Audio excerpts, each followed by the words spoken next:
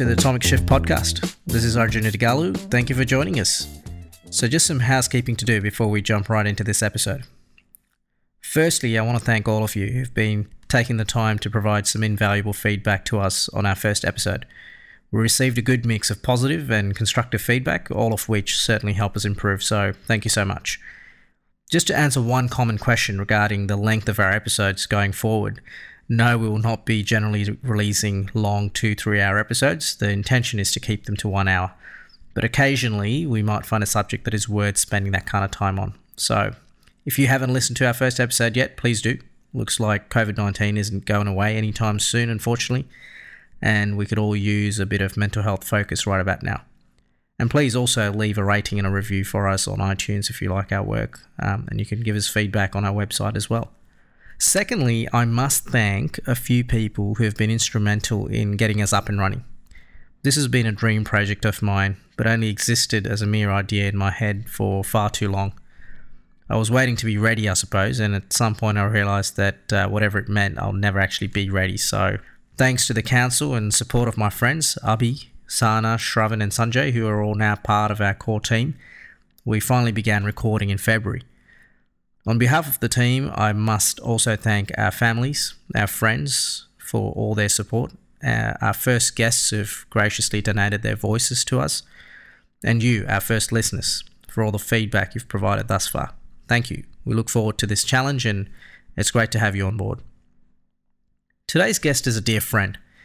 Ganathipan Aruneswaran, or Gana as he's referred to, is a versatile instrumentalist, predominantly playing the guitar, piano and trumpet, but also plays really well other instruments like drums, bass guitar and trombone. He also plays some traditional Indian instruments like mridangam and veena, and this man's musical achievements will take a while to go through because there's so many of them. So I'll try my best to summarize this in a small way. By the time he turned 17, he had completed 2 associate music diplomas, one playing classical guitar and the other playing the piano. Then when he went to university, where he studied to be a data scientist, his contribution to the music scene there earned him the privilege of having a student award named after him. So worthy students over the last many years have been honoured with the Gana Aruneswaran Award for Excellence in Creative Arts at the Robert Menzies College here in Sydney. Then there are a series of notable performances, collaborations and academic accomplishments, all of which we will discuss in this episode. But his most satisfying achievement so far, as he says, has been producing his own album. Self-titled Ganathipan, his first album, it showcases Gana's talent and musical vision through 10 instrumental tracks that are beautifully combining Eastern and Western influences. Each track signifies a mood, and they're masterfully composed to invoke specific emotions in a deeply engaging way. Most impressively, every one of the 15 instruments used in the album you'll hear were performed by Gana and Gana alone. He launched the album performing the 10 tracks on stage along with a lineup of performers in what I can only describe as a Broadway-style musical extravaganza par excellence. I was fortunate enough to have experienced the event live along with 600 other people. None of us paid a cent to be there. This was Gana's way of thanking all his friends, his family and the world for everything we've done for him. It was a brilliant night and one I'll never forget. In fact, his relentless pursuit of this dream of producing his own album actually inspired me to launch this podcast. So it's not only fitting, but it's an honour to have recorded our first episode with Gana. So in this episode we discuss Gana's musical journey, the idea of world music, and the creative process of composing. We also have a special masterclass in which Gana plays and explains how he composed one of my favourite tracks in his new album. So without further ado, here's Ganathipan Aruneswaran. Thank you for joining us, Gana. Thanks for having me, Arjun. This is a podcast that has not been named yet, as you know. It's just an Not experiment. yet. Not yet. Look, I'm really thankful that you're here with us today. We just want to give our listeners a bit of a snapshot as to what you do and how you view your work so far. We can start there, maybe. Yeah, sure. So basically, I work as a data scientist by day, but on weekends, I have music as a big passionate pursuit of mine. it all started from basically when I was 5, and I've been able to tap into a lot of influences for the last 20, 23 years since then. And it's culminated in me being able to take an interest in the world music space. What that's led me to do, the fact that I've been able to use those as part of my compositional work, but also in the way that I perform. And I think in terms of the growth that's happened in each phase of my life, it's been for different purposes. I think when I was younger growing up and I learnt music, it was more about the technical side of it and being able to take things on from a physical challenge. Whereas I think nowadays, or probably within the last 5 years as I have been doing more composing, it's been about understanding music from a more philosophical point of view. Yeah, that's great, because I really want to talk about the philosophy of music a bit later with you. I do babble on about it with my mates who know nothing about it, so it'd be good to get your take on it. So you talk about world music. Do you want to elaborate a bit more of what that means? And because there's so many definitions around that and so many influences, so how would you define world music? That's a great question, because I think there are a lot of interpretations of that particular definition. I had an album launch in September where one of my teachers was kind enough to speak at that particular event. And what he said, and I found this really interesting, was that the concept of world music was seen to have been born as a marketing tool. Yeah. That's how they viewed it, because all this music that was not considered contemporary or popular or rock or folk or anything like that, anything which sort of maybe had semblances of each of those things put together, that's what they called world music.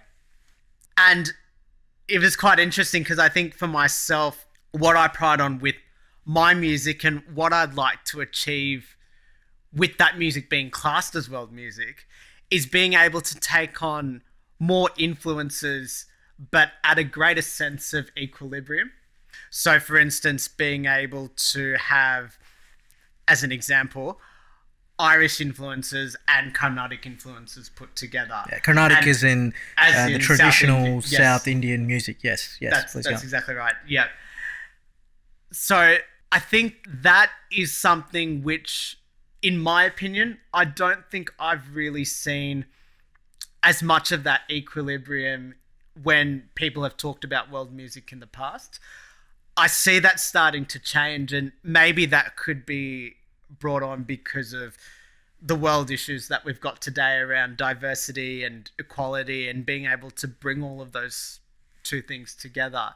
And, you know, there's all these different sorts of avenues that advocate for those things in some way. And I think from a world music perspective, I have an opportunity and other people have an opportunity to really embrace that, to create a synergy within an art form that may not have ever been seen previously. Yeah, and I can probably attest to that. You've introduced me to a fair few instruments that I didn't know existed, and your new album has showcased many of them as well, which we'll talk about in a brief while. But before we go there, I just want to give our listeners a bit of a take on, you know, how your journey has been so far. You know, what your childhood was like, and you know how come you find yourself in this beautiful space that you are in now, creatively and musically speaking.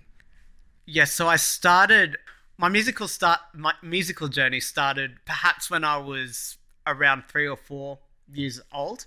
And what my dad and my mum told me, now I can't remember this especially vividly, but they said that when I used to watch various different children's programs like the Play School or the Book Plays. Play Schools is a great one. Right? Play School is a good one. Yeah. They normally have instrumentals or songs with just the piano or the guitar accompanying a vocal.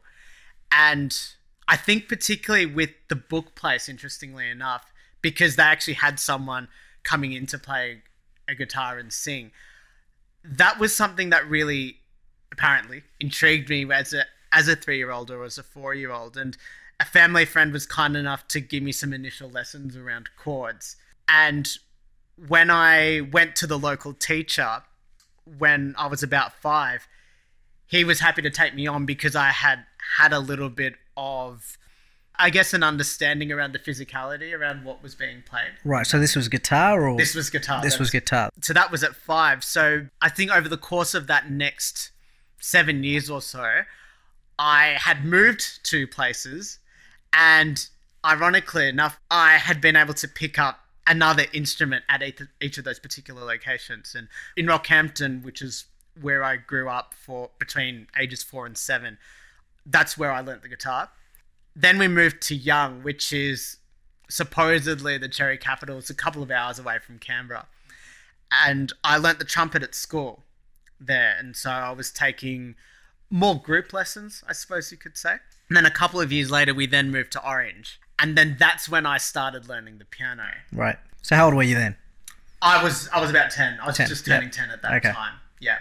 And the piano one's has an interesting story to it. I think trumpet was more about me being able to open up my skill set. I think even I recognized from an early age that tonally the trumpet was very different to a guitar, and I'd be able to get different things out of it. With the piano, it was actually an instrument I'd been trying to avoid learning because I knew a lot of people at the time that were learning piano. I wanted to be different. I didn't want to go through the same path that everyone else was taking.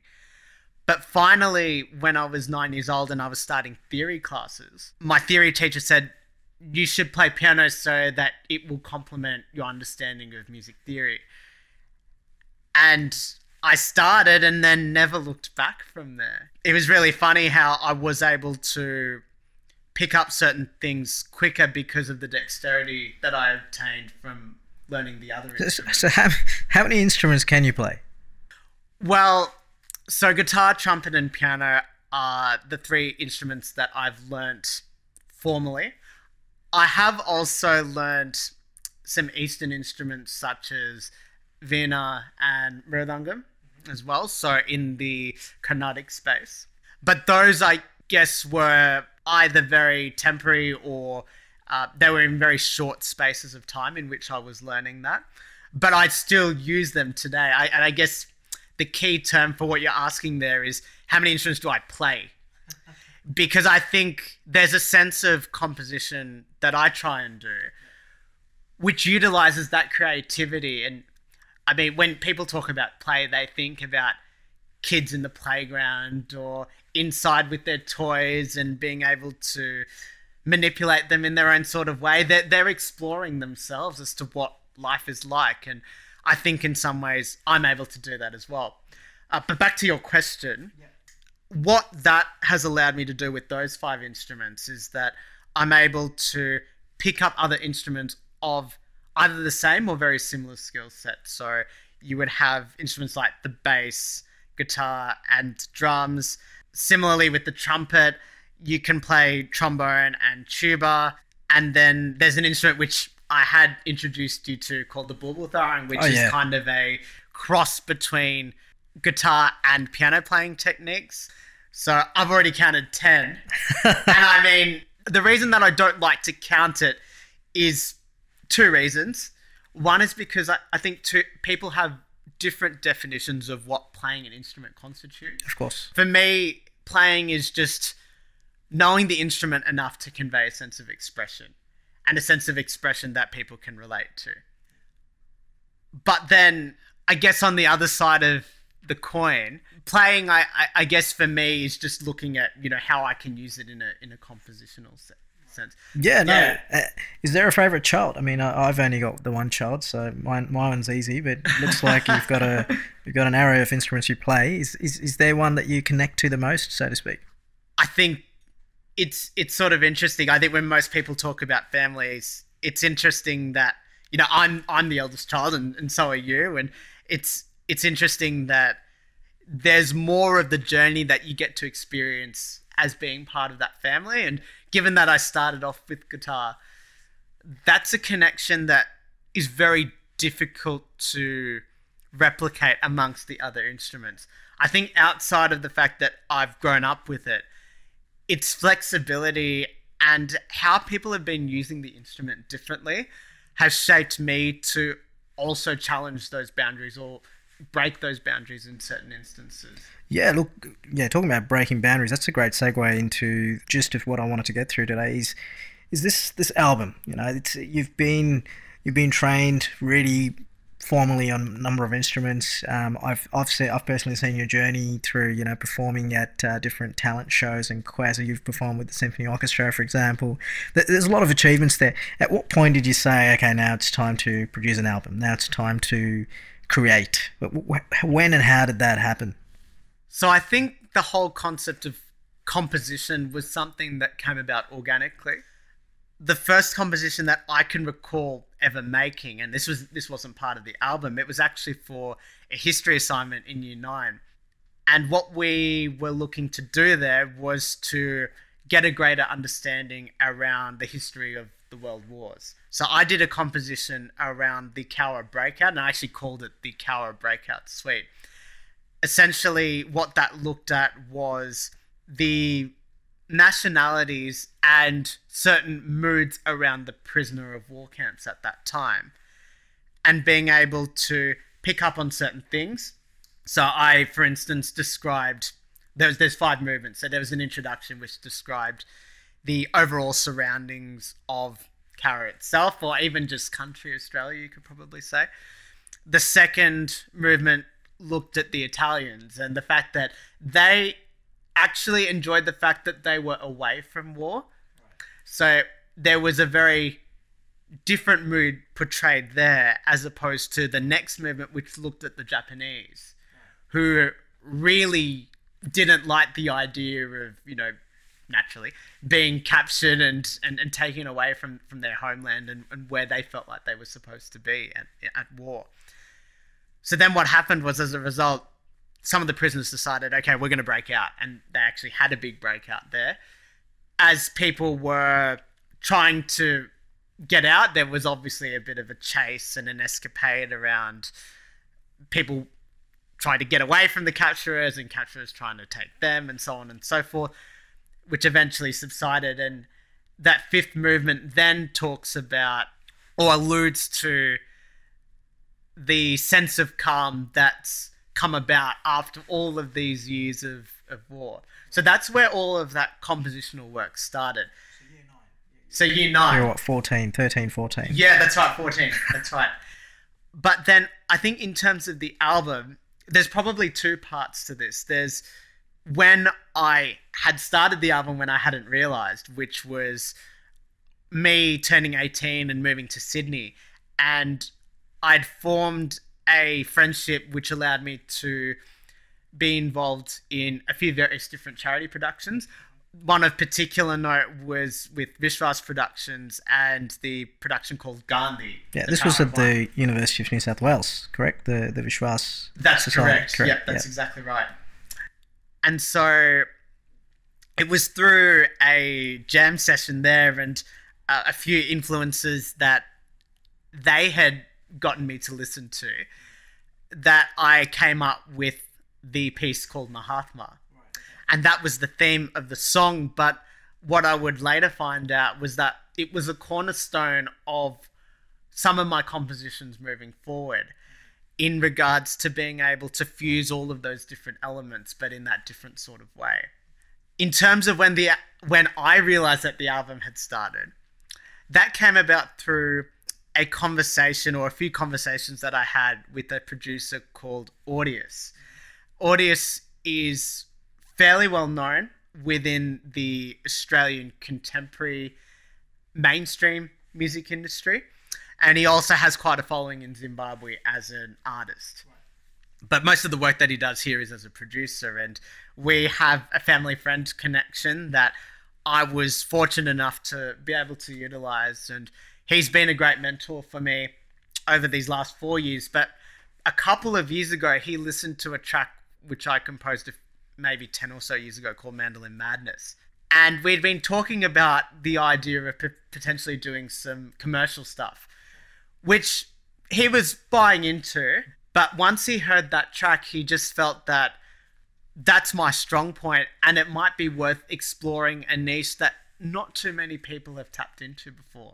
So it was really that couple of years ago which then sparked me to look at all my old compositions and see what it was that would be viable, and then adding a few more that would sort of show the person that I am today, or certainly was in that more intermediate future.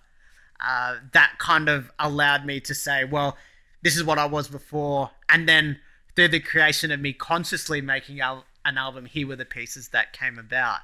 And then that resulted in the 10 tracks of the album that I've released and launched in September. Yeah, launched and much loved. I've had it in my car almost endlessly. It's a beautiful album, and we will provide our listeners with the links and everything on our website and social media. I really want to tap into the creative process here as well, because with someone who has so much formal training, and then after all the formal training, you then ventured out into exploring your own little path and the niche that you speak about. That there's something that's unique about this level of creative process. And I've had the fortune of recording with you a few times, so I know it a little bit, but I really like to show our audience a little bit more of that. So do you mind running through one of your tracks? Mahatma might be a good one. Mahatma would be a good just run through maybe how the creative process starts. What's the emotion, and how you tap into that expression that you speak of.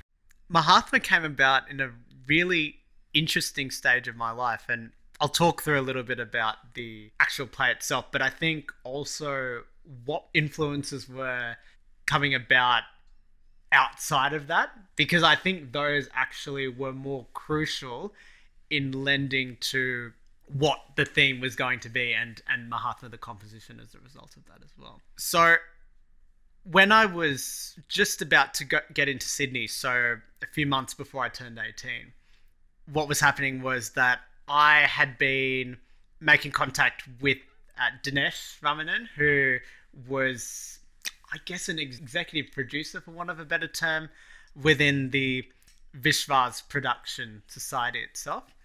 And these guys were doing stage plays and productions of music and dance and theatre, right? That's exactly right. Yeah.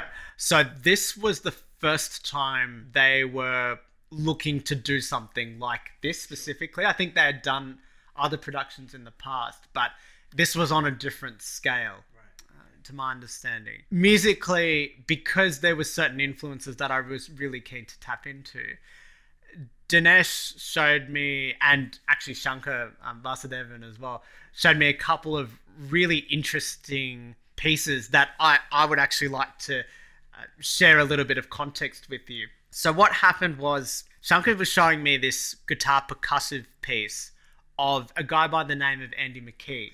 He has this piece called Drifting, which is in a tuning that's different to what guitars are normally tuned to.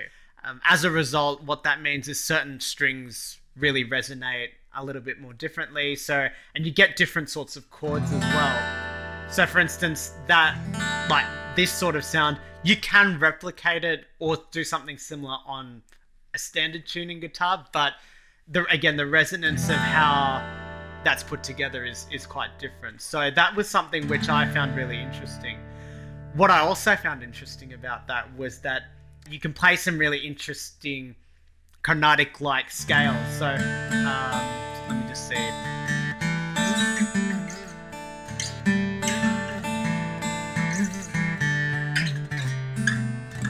As an example, right? So that was Alepai there, which is a Carnatic piece.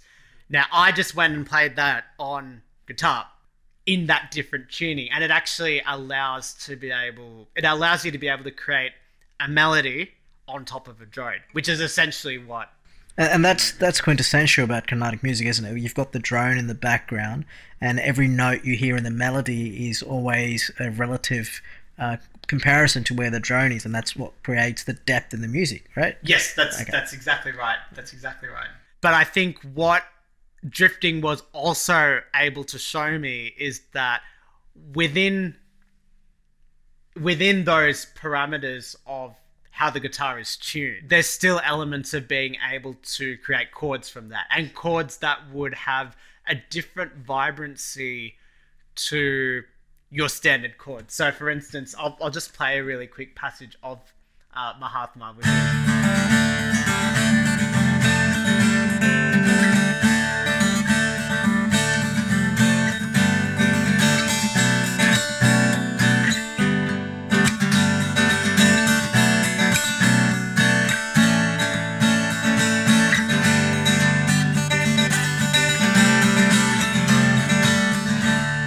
those chords are very difficult to replicate in the context of a standard guitar tuning. So again, there's a different flavor which you're able to create as a result of that. Now there's another piece, or I guess another scale, which I was also influenced by in creating Mahatma itself. So the scale goes something a little like this. So going up, the notes are,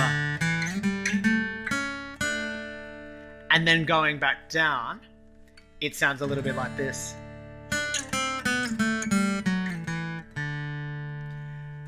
So there's a couple of pieces which, and I unfortunately can't recall the names of them, but they were pieces which I was also influenced by. And I think, you know, everyone has different interpretations of ragas or scales. But in my case, I felt like it captured an interesting sense of serenity, because there's one particular note in that context which allows it to be happy, but because you can only reach that note by going down in the scale and you don't hear any sense of it, there's almost a sense of suspense by not having that note there.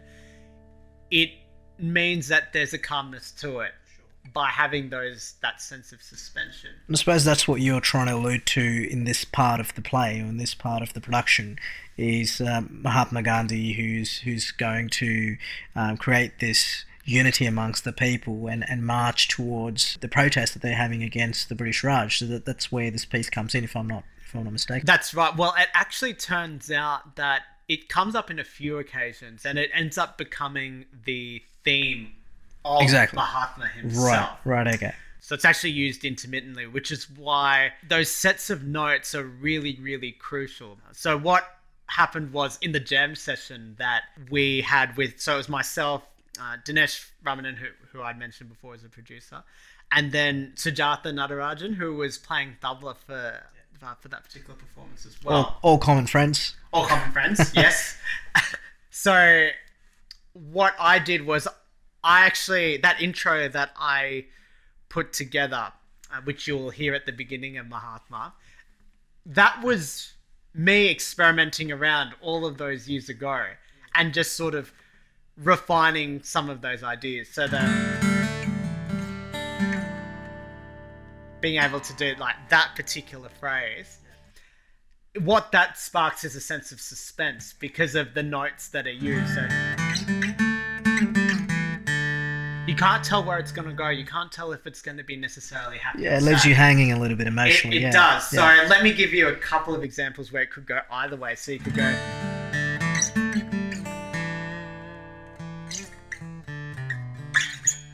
You could do that, or it might be...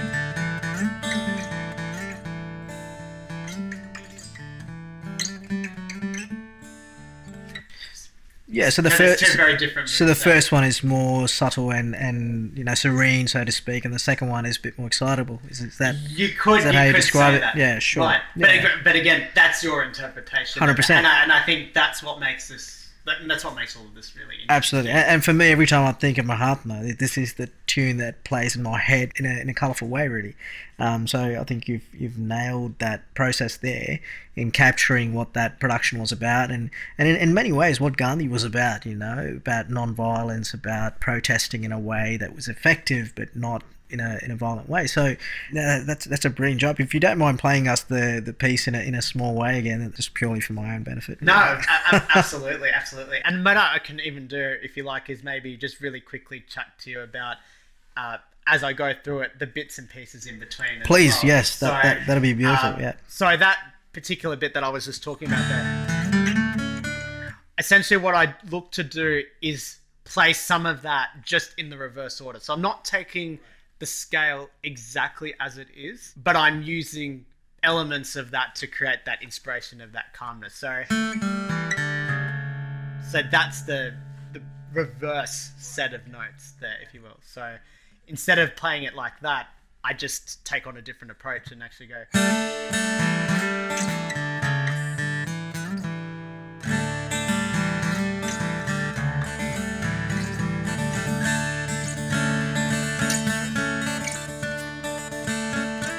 and then changes there.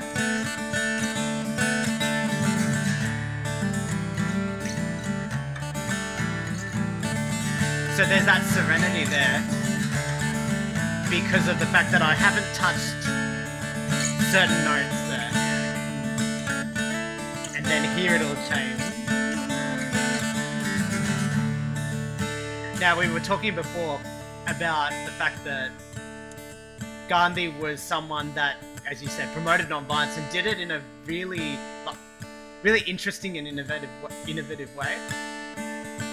And so with the one of the sections that I do, it's about being able to try and create this melody,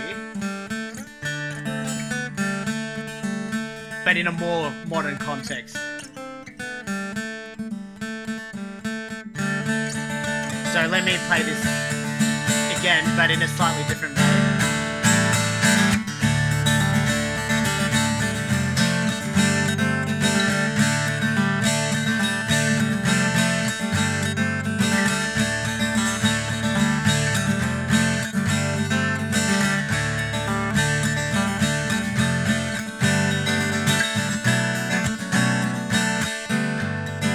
So then you have this change here, which I guess,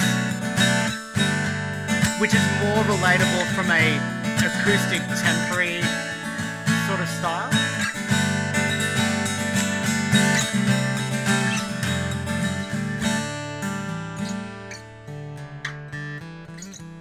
And then it always comes back to that theme. That's beautiful, mate. I mean, our listeners can't tell right now, but my recorder's Shravan and I have massive grins on our face, and we just, again, like you said, it's all consuming, isn't it? The emotion of the music, and there's a sense of momentum with those chord changes that you've got. It's almost saying, you know, Gandhi's got this great philosophy, but he's also making progress. He's also getting to the end goal here. So that's brilliantly captured. I think that this is a good segue because I want to move into your achievements. And for me, this track was really what captured your stardom for me when I first met you. So Gana, what would you rate as your biggest achievement? I mean, this album is, for me, from what I know of you, is been a pinnacle, and it's a real testament to all the work that you've put in over the years and the skills that you've mastered, and the fact that you've played every single instrument and you've recorded it to your taste and you've delivered it in your way. That I believe is a huge one. But along the way, what were the different milestones, the different achievements that kind of really catapulted you into this musical space? I think a lot of that comes down to the different phases that I was at musically.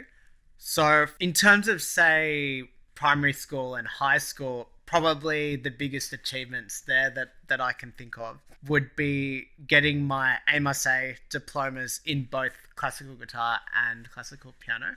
And both of those I had been able to do by the time I was 17, which is not especially common. And I think what I was able to do, or I guess what those accolades were for, was really not just the hard work, but I think the passion in what I was able to show with the music itself. I think my musicality and how I played has always been a strong point for me. So to then be able to utilize that in pieces that are more technical, I think was something that the examiners really appreciated. And I would like to think audiences that have heard me would appreciate in that respect as well. From a school perspective, I was quite fortunate in year 11 to have been nominated for and actually elected as deputy head prefect as well as music captain. And the reason that I'm putting both of those two things in the same bucket is because I think my music has been able to shape me as a person. I think I was quite lucky that in the course of my early years of high school that I'd very quickly been able to understand that music was a big part of my life. I didn't know that when I was, in year 6 or even in year 5. And then I got a 50% scholarship to go to the local private school. And that's when I sort of started to wonder, I wonder if there's something more for me that I wasn't really expecting there. and you'll probably agree with this as well, Arjun, that music is something which really shapes you as a person. And I think over the course of that time, I wasn't just making inroads with my solo playing or even my solo compositioning, but also being able to play in groups of people and being able to enjoy musical moments with my peers and colleagues. And I was very fortunate in that sense that we had maybe, say, 7 to 10 people in our cohort who were all very musically gifted. So it was nice to be able to share that with such like-minded people. And that resulted, I think, for me to become a better person and a more relatable person as a result of that, which is why I think both of those categories kind of come into it. After school, in terms of achievements there, I think that's when I start to sort of look more at experiences and less about the academic side of things. I think by this stage, I'd started to grow a little bit tired of the idea of pursuing any further education with that.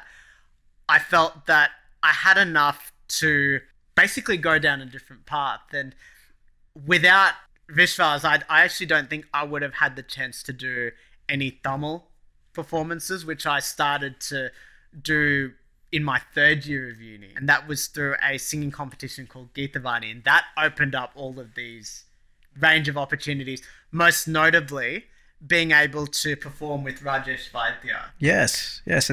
So tell us about that. Rajesh Vaidya, for our listeners, is one of the most prolific Veena players that has existed in modern times. I mean, you go to India, especially the south part of India, he's a common name. He's someone who is synonymous with the instrument. I mean, how did you come up with that opportunity, and how was it performing with him?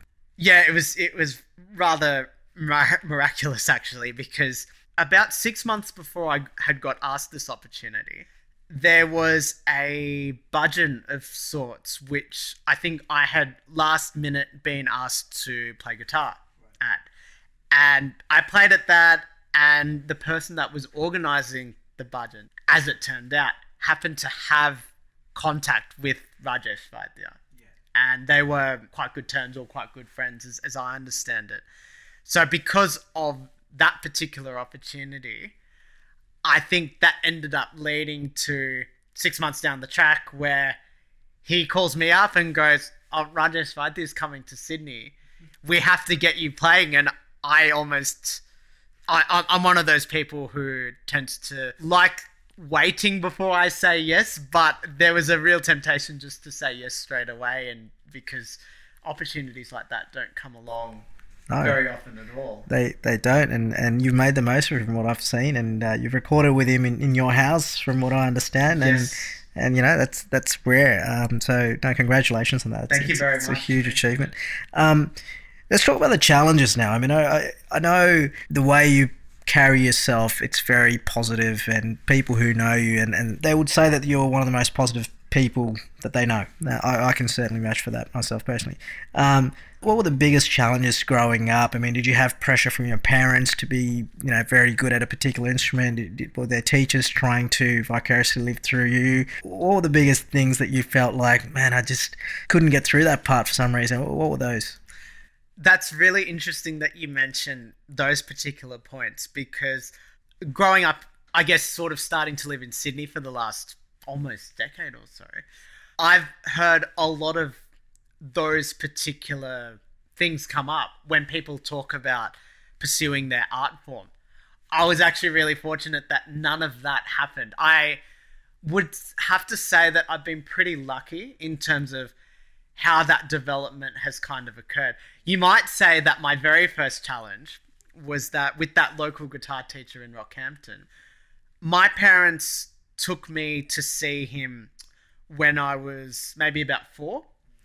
And initially he said, he's too small, his fingers aren't big enough, so it's not really likely that I'll be able to teach him. And he said, well, normally I don't take guitar students anyway until they're about 7. Right. And interestingly enough, then that family friend offered to give me lessons with guitar chords, and then I played, and obviously the rest is history from that point. I would say in terms of challenges through school, the only thing that really came about for me was sort of towards my HSC music year. Now, what I'd done was I'd accelerated music. So I was doing my year 12 music 2 and extension subjects whilst I was doing year 11 subjects. Right, okay. On the day of the performance, I remember this pretty vividly, was that we were talking a bit about the composition that I had to do for music 2. And I didn't really enjoy the process of that because it was quite academic. There was a certain level of being able to I guess, adhere to specific requirements. And we were studying 20th century Australian music, which was interesting to listen to, but it's not my cup of tea. It's not the way that I would normally compose. So then to have to kind of manipulate certain postmodernisms and certain dissonances that really doesn't appeal to me wasn't something that I was especially keen on. And that for some reason that conversation came up, and I remember sort of talking about it, and people were saying, and I was agreeing with them, that, you know, it wasn't my compositional style and so on and so forth. I got into the exam room where I was supposed to perform 6 songs or so. This was for your HSC? This is for my HSC. And I wouldn't say it was a terrible performance, but I felt very flat in certain instances throughout the course of the half an hour or hour that I was playing. And it sort of dawned on me as I keep reflecting on that performance that that's when the academics weren't really working for me. And the reason that that was a challenge was because I'd always thought, oh, well, maybe I can juggle music and maths, because maths was another strong point for me at school. And I started to think that maybe that was a little bit less likely. And then there was a greater uncertainty of, okay, well, how do I pursue music going forward?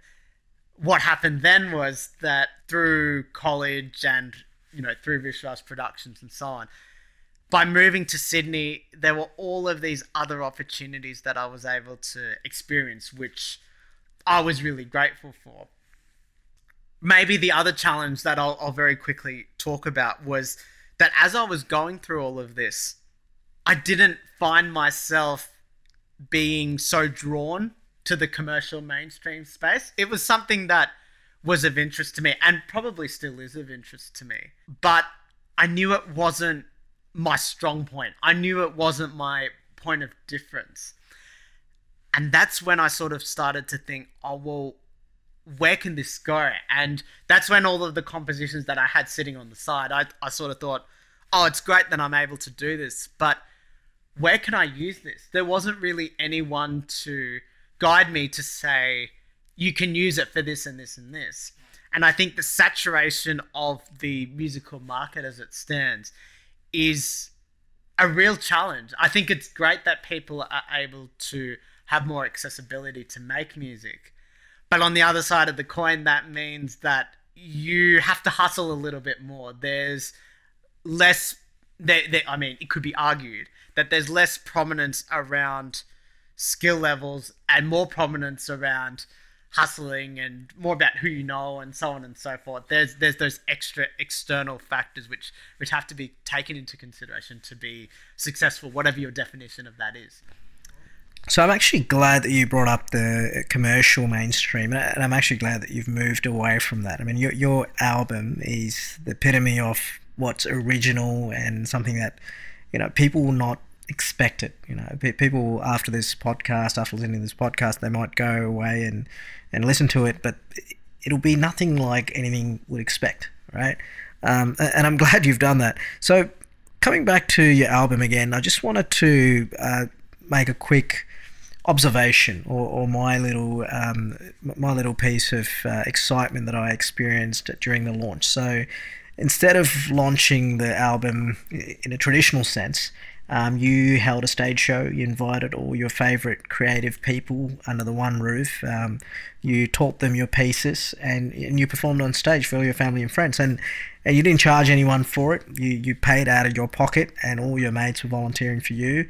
It was a huge event. It was at the Parramatta Riverside Theatres, and it was a world class event, like I've told you before. It was effectively, you know, Broadway standard in terms of production value. You had dancers, you had a lot of talent on stage that people would pay a lot of money to see, right? All at the one time. Yeah, agreed. I mean, I wanted to see what was your inspiration for that event, and what did you get out of it? Okay, so the inspiration's a really interesting word for it, because I think it was a culmination of maybe a couple of different factors, or maybe three different factors potentially, which centered around myself, my parents, and Audius, my producer for the album. So let's start with my parents. Now, I had very little formal training in instruments within that Carnatic space. So with the culture that they know and that they appreciate a little bit more, what's normally held for people that excel in their art form is an arangetram, which is essentially a debut performance. Yeah, and it's treated like a graduation, isn't it? Yes, it is. In the circles that you speak of, yes. That's exactly right. So they wanted something a little bit along those lines where I could promote what it was that I was able to do. So that's one side of the coin. Audius, my producer, always has been telling me, oh, look, it's worth trying to find ways of being able to promote your own music and finding novel ways of being able to do that. So that was kind of his perspective. And I tended to agree with that, but I also had really wanted to be able to perform my music live. And I think it's all very well for me to say, I think people have to be able to experience it to appreciate it. But I think the music is better consumed when it's there sitting in your face, when there are musicians enjoying it for what it is, and the audience can kind of take in that energy and absorb that energy. So those were the three factors. I mean, consume is a beautiful way of putting that, because it felt like a consumption for us. We were sitting in the audience, and it felt like a good meal. You know, you walked out of the place fulfilled, and that was something beautiful. And look, I've had the privilege of performing with you on stage on a number of occasions, and you know, it always intrigues me. Even after I walk off the stage, I just can't put my finger on it. And I'm hoping you could, as a more experienced stage performer, what is this high that we experience when we're on stage? You know, you've got a whole crowd in front of us. Some of the places we've performed at, not really a lively crowd either, but there's some kind of a high you experience on stage. What would you put that down to? Yeah, I feel like there's a few different things that are going on at play there. There's one aspect which kind of looks at the synergy of people working together. So if you think about, I mean, we always liked, when we have conversations, we always like to break it down to what was it like potentially 10,000 years ago or 20,000 years ago, right? So people are used to doing things together, whether it's gathering food, whether it's hunting for animals, whether it's eating, whether it's celebrating something. We're always used to doing things together. And I think being able to perform together, whether it's a duet, whether it's 5 people, whether it's 10 people, I think there's a synergy that's able to be grasped in such a way that no matter what the audience is doing, you're always still there within that group of people, being able to enjoy that synergy. I think another aspect of it as well is when you create, I think there's, and I don't know the full story, but it would be interesting to understand if creating art and being able to express your emotions through a particular channel allows you to have a boost of endorphins in some way. That would be really interesting to understand. I don't know, but from an intuitive sense, I've always felt that even from a composition or recording perspective, that's a creative side where I'm putting things together and I'm enjoying that moment. The stage side of it is all of those ideas coming to fruition and people being able to experience that high. Experience and consume, as you say. Yes. It's definitely a satisfying experience being in the crowd, and I don't know if there's endorphins involved or not, but I'm sure there is, and it's addictive in a sense, isn't it? As both as a performer as well as the audience. I mean, I know when I go to a live performance that's super intriguing, I find myself spending the week thinking about when I'm going to see that again, or what's the next show on the calendar, and I start looking up, what's going on in the next 3 months at all these events.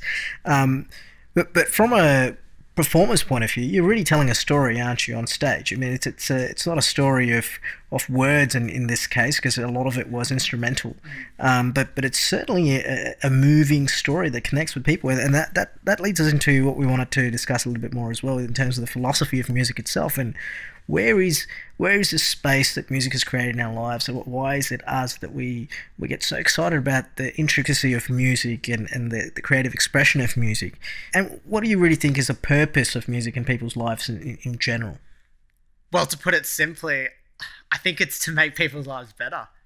I think how that happens for each person is quite different. So it could be, for some people, it's about getting energy or getting motivated to do something or to experience something that you're about to go through. Or it could be more from a calming perspective, to be more introspect about your own views and own thoughts and being reflective there. But I think what it allows you to do is to develop a sense of focus. And I think part of that, at least for me, is that when you listen to music, you're always in the moment. I'm actually, just to kind of bring that to a different tangent, I've always enjoyed playing and watching sport. And I always find it quite interesting that with sport, when you're playing, you're always focused on what's happening in the game, what's happening in that particular situation. How can I contribute? What is it that you're about to do that might be a little bit risky, but you can take that risk because it's just a game, or you're just going with what you're feeling there.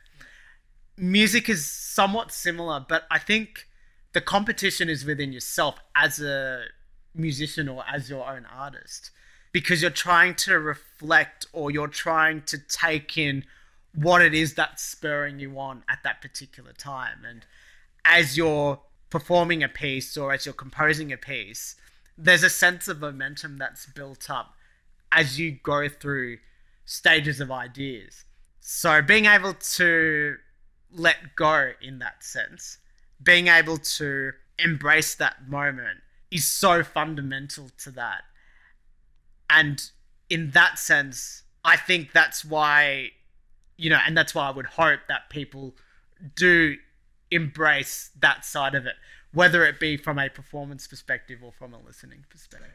Yeah, I mean, that's well put. I mean, for me, I know that it's one of the hardest questions to answer is, if you took music out of our lives, how much meaning would we lose, right?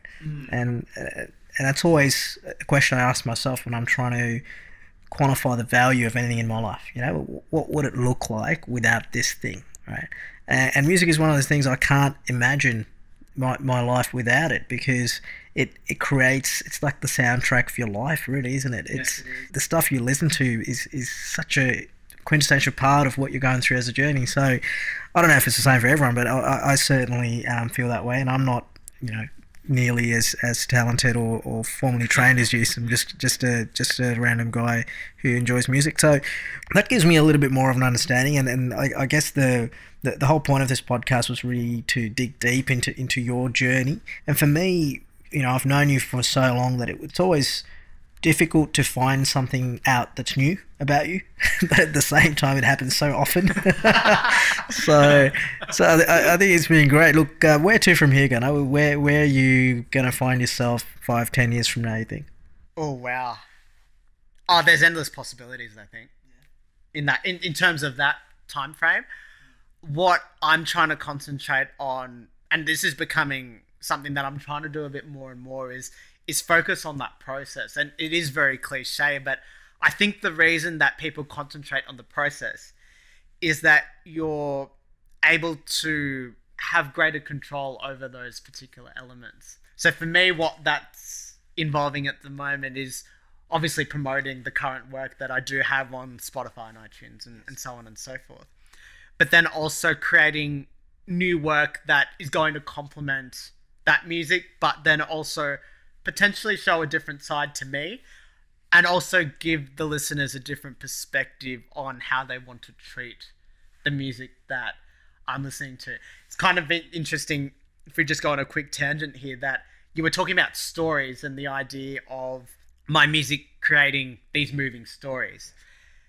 Because of the instrumental factor, I think what I'm trying to do is to make that story as abstract as possible so that everyone takes away different things from it. Yeah. And I'm hoping that by being able to create a more diverse portfolio of work, it allows people to be able to do that, but in an even greater context, or to a greater degree.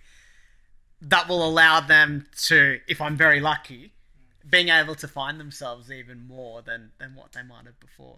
Yeah, well, that's a noble cause, sir, and I've been fortunate to be involved with you through that journey a little bit. So I always show off to my mates that I know you, so that'll continue to happen no matter where you go. So how can our listeners reach out to you? Where can they find you? Yeah, absolutely. So Instagram and Facebook, I've got 2 pages for those. So on Instagram, you can find me at Gana_Thipan. With Facebook, I also have a Ganathipan page, which you can look up, and you'll obviously have the links to those there. I've got a website as well if you'd like to see a different side to what it is that I put together in terms of the album, and some photos actually of the album launch itself that you speak of. So that's at www.ganathipan.com. So those are the 3 main arenas that you can find me from a social media perspective. In terms of music, basically it's on any good digital platform. So Spotify, Apple, iTunes, Yep. all of that. Beautiful. So the album is called Ganathipan, and self-titled, and rightly so. It's a real concoction of who you are as a person, I think, and it's a great start to, I'm sure, what will be a really successful long musical journey. So thank you for joining us today, and I'm sure we'll do this again sometime in the very near future. Thanks very much for having me on.